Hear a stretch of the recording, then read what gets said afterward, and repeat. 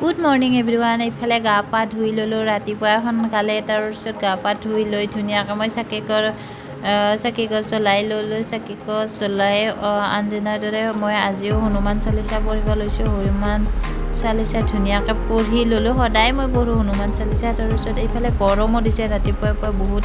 তাৰপিছত আৰু কাপোৰ অলপ ধুব লগা আছে। এইফালে কাপোৰখিনিও ধুই ল'লোঁ। আইটোৱে আৰু এটা নাইটি পাই এইফালে ঘূৰাইছে সেইফালে ঘূৰাইছে, মই গমেই পোৱা নাছিলোঁ। এইফালে লৈ কিনে দৌৰি আছে দেখছে না। তাৰপিছত এইফালে আৰু দৈও বনাব লাগে। দৈৰ কাৰণে মই গাখীৰখিনি ধুনীয়াকৈ গৰম কৰি ল'লোঁ। ইয়াতে সকলোৱে তেনেকৈ কৰে দৈটো।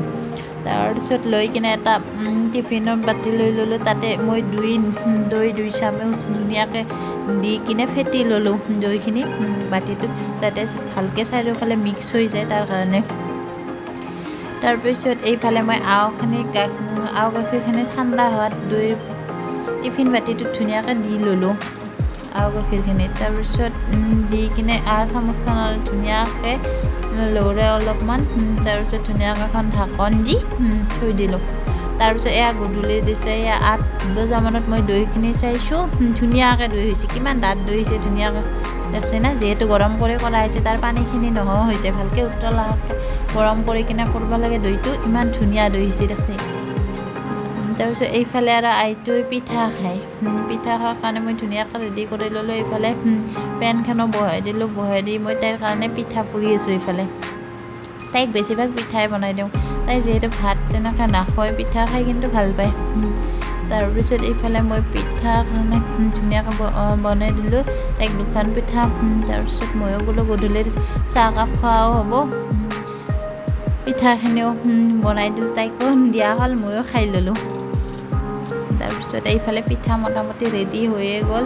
আমি 2জনে আছোঁ, যিহেতু হাজবেণ্ড ডিউটিত গৈছে, সেইকাৰণে আমাৰ 2টাৰ কাৰণে বনাইছোঁ বাৰু।